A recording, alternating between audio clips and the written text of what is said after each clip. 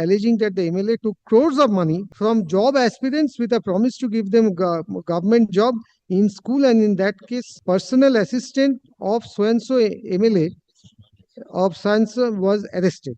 Persons who did not qualify for the TET 14 was appointed as primary teacher by the board, and in spite of specific case, steps were not taken, and it shows that there was corruption and illegal financial transaction while conducting the recruitment process. The pleadings of corruption are at paragraphs Paragraph 18, I think. 12. Pleadings of corruption are at paragraphs 12, 14, 15, 17, 18, and 22. Let us see what is the case made out of corruption. First is para 12. Your petitioner state that recently the TET 14 scam busted in West Bengal, and from several cases lodged by CBI and from several orders passed by this court, the petitioners came to know that several illegal appointments have been given, depriving the petitioners. Non-trained candidates are the worst sufferer of this scam. On 23/12/2020, the West Bengal so-and-so published one notification for recruitment of so-and-so primary teachers. No.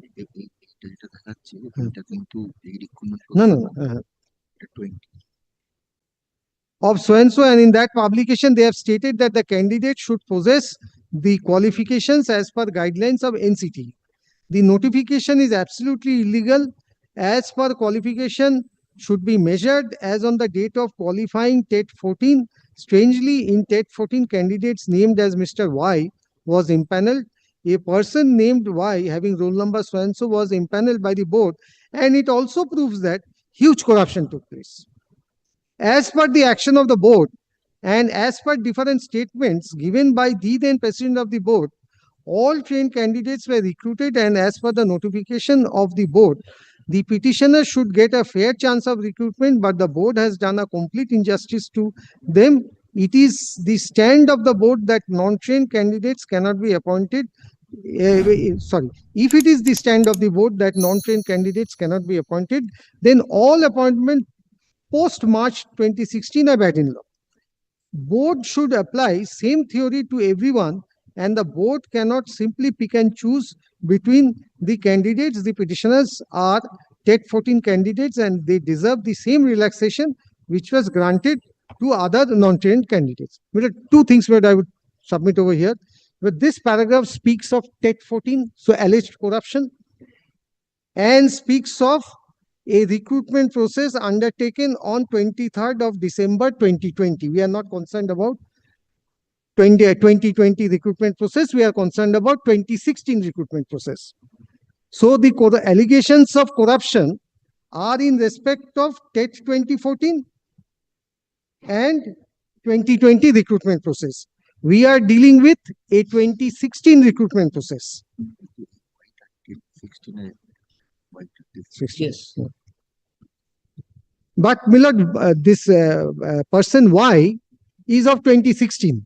This I must tell the court.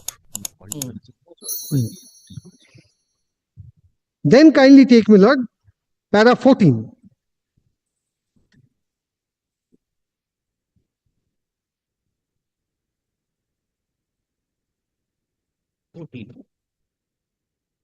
Yes. This is the next pleading of corruption.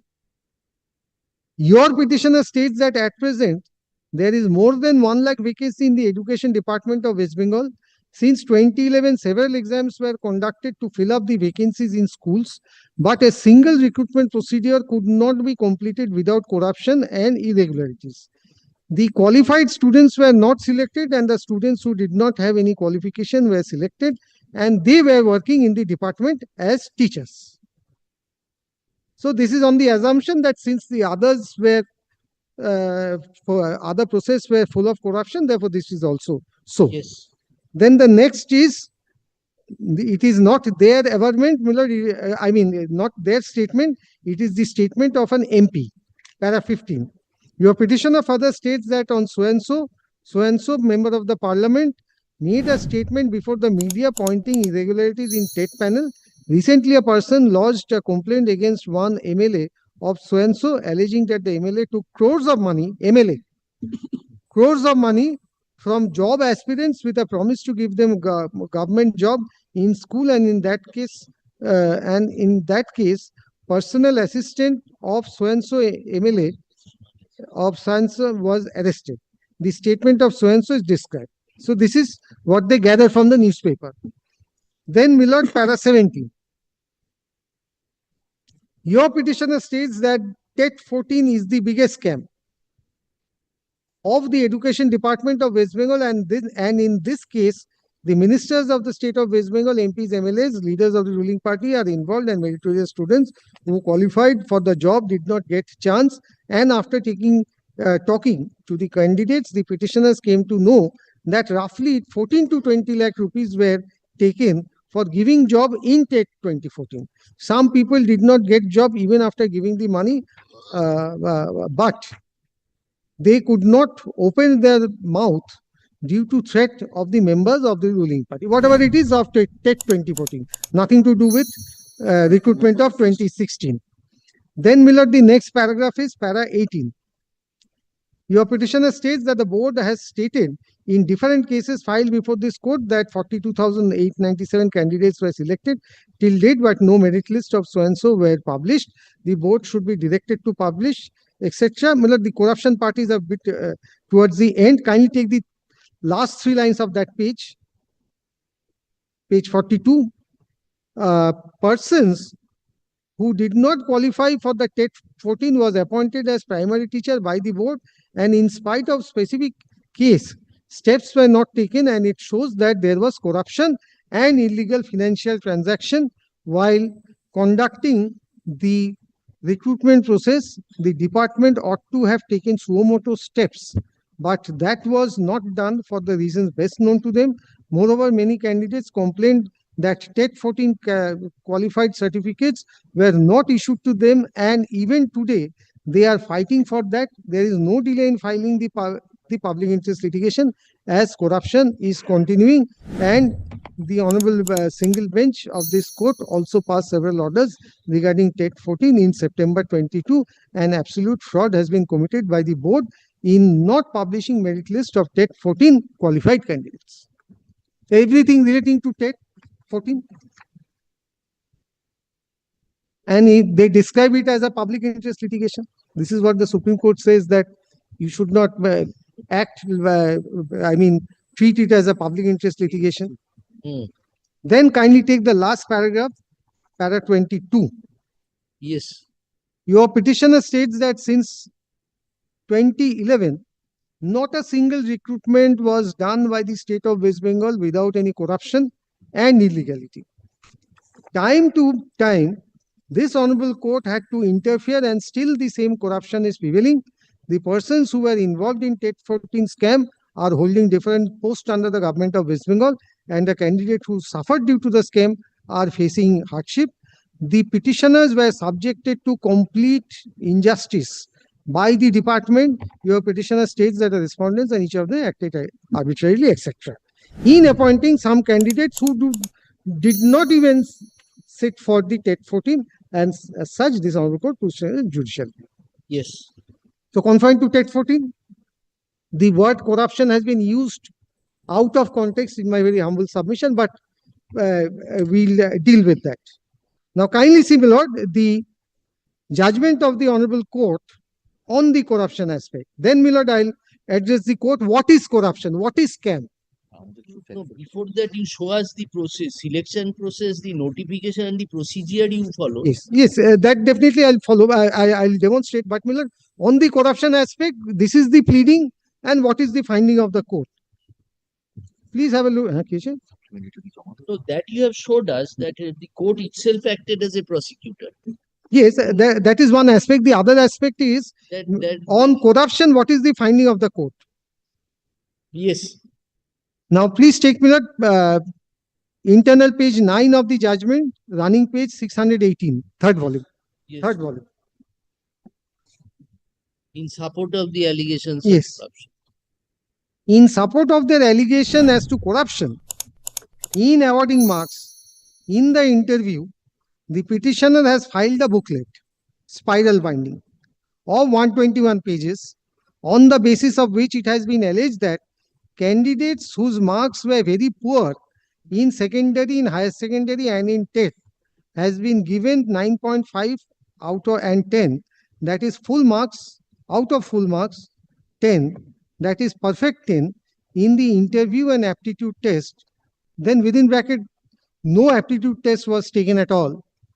And the allegation that there was no aptitude test, which has been proved before me from evidence of the candidates and from interviewers which are kept on record. Here, to elicit the truth, I had to exercise power under 165, but I'll address separately. For example, some particulars has been given in the said 121 pages booklet, spiral binding, which has been prepared from the particulars published in the web portal of the board. By the board, some candidates' marks are reproduced herein below, which shows that the marks awarded to such candidates whose results are very poor in secondary and higher secondary examination and also in TET are wholly absurd assessment in interview. And unless some extraneous factors, which include corruption, as has been alleged by the petitioners, and how has come to light from the investigation by CBI and ED, I do not know which report says so, but the court considers this, such absurd marking could not have been made by the interview boards in different districts. While looking to the following particulars, it has been noted by me that in academic assessment and TET, the maximum marks that could have been given were the same thing, 10 out of 10. Now, where is this compilation of this 120? Well, that is in the paper book, but Millard, this was not part of any pleading. Compilation it's in our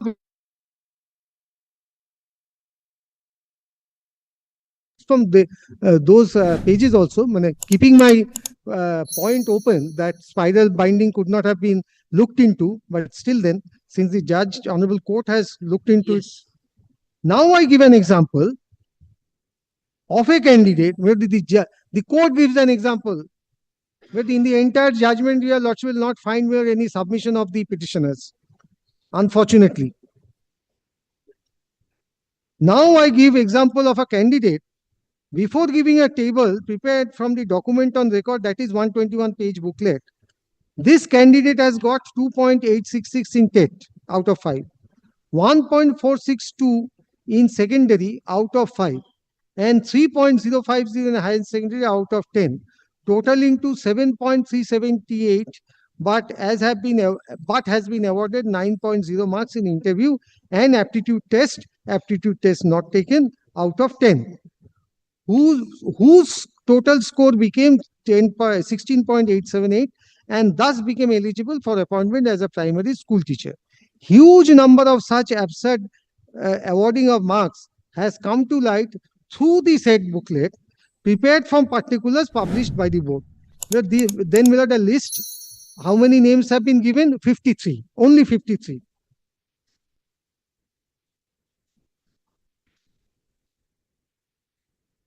Yes. But the honorable court does not take into consideration there are thousands of cases just the opposite. High marks in academics and low marks in Viva-voce aptitude. It's not looked into by the court. Where those papers are on record, I'll demonstrate from that when I take up this point on the aptitude test part. Then kindly skip over 2 paragraphs, kindly take para 17. So according to the court, 53 candidates granted high marks in Viva-voce. But that the entire process should go. That is the approach of the court. Yes. Then please take paragraph number 17, where I only draw your lordship's attention to the corruption aspect part. From the gross illegality in the selection procedure in the recruitment exercise of so-and-so conducted by the board, we're pausing here for a moment, Millard. There was no allegation of corruption in 2016. I've taken your lordship through the pleadings. whatever corruption alleged, right, wrong, TET 2014. It is clear that the board and its officials, including its former president, who is now in custody after arrest by the Enforcement Directorate for transaction of huge money in the recruitment procedure, conducted the whole affair like affair of a local club, and now it is gradually coming to light by investigation of Enforcement Directorate that jobs for primary school teachers were actually sold to some candidates who had the money to purchase the employment. A corruption of this magnitude was never known to the state of West Bengal. The former minister, former president, and a number of middlemen through whom jobs were sold like commodity are now behind the bars, and the CBI ED investigation is being continued in full swing.